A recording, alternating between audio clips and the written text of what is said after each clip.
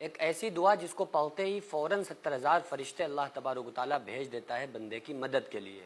عام طور سے ہم لوگ یہ چاہتے ہیں کہ ہم تمام طریقوں کی پریشانیوں سے، مصیبتوں سے بچے رہیں، تو ایک چھوٹی سی دعا جو خود رسول اللہ صلی اللہ علیہ وآلہ وسلم نے ہم کو بتائی ہے، اپنی امت کو سکھلائی ہے کہ جو بھی بندہ اس دعا کو پڑھے گا تو 70,000 فرشتے فوراً اللہ تعالیٰ اس کے پاس بھیجے گا،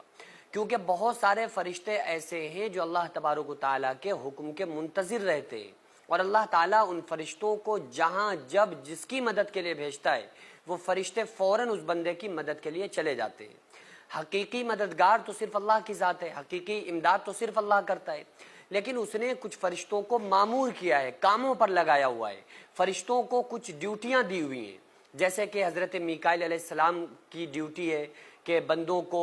رزق پہنچانا، بارش نازل کرنا، یہ میکائیل علیہ السلام کی ڈیوٹی ہے۔ اسرافیل علیہ السلام کی ڈیوٹی ہے کہ وہ قیامت کے دن سور پھونکیں گے۔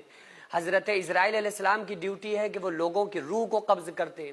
تو اسی طرح سے بہت سارے فرشتے ایسے ہیں جو اللہ تبارک و تعالیٰ کے حکم سے لوگوں کی مدد کے لیے پہنچتے ہیں، تو وہ مدد بھی حقیقی طور پر اللہ کی ہی مدد ہوتی ہے۔ تو آقا علیہ الصلوۃ والسلام نے ایک امت کو ایک ایسا وظیفہ دے دیا ہے، ایک ایسی دعا دے دی ہے کہ جو بندہ مصیبتوں سے پریشان ہو، کسی بھی طرح کی پریشانیوں میں وہ ملوث ہو، اگر کوئی بندہ اس دعا کو پڑھتا ہے تو آقا علیہ السلام نے ارشاد فرمایا کہ موت کے علاوہ کوئی دنیا کی دوسری چیز اس کو تکلیف نہیں پہنچا سکتی، کوئی چیز آپ کو پریشان کر ہی نہیں سکتی، کوئی مصیبت آپ کو نہیں آ سکتی، کیونکہ یہ آقا علیہ الصلوۃ والسلام کا بتایا ہوا عمل ہے، نبی صلی اللہ علیہ وآلہ وسلم کی بتائی ہوئی دعا ہے۔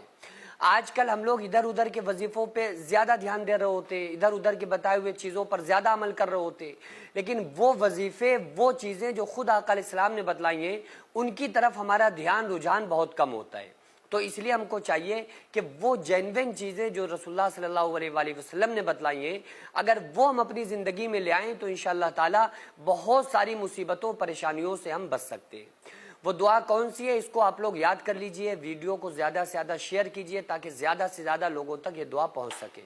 انشاءاللہ یہ دعا آپ کو اسکرین پر بھی مل جائے گی، میں پڑھ کے آپ کو سناتا ہوں۔ بسم اللہ الرحمن الرحیم۔ بسم اللہ الذی لا یضر مع اسمہ شیء فی الارض ولا فی السماء وہو السمیع العلیم۔ پھر سے اس دعا کو سنیے، بہت چھوٹی دعا ہے، عام طور سے لوگ اس کو آسانی سے یاد کر سکتے ہیں۔ بسم اللہ الرحمن الرحیم۔ بسم اللہ الذی لا یضر مع اسمہ شیء فی الارض ولا فی السماء وہو السمیع العلیم۔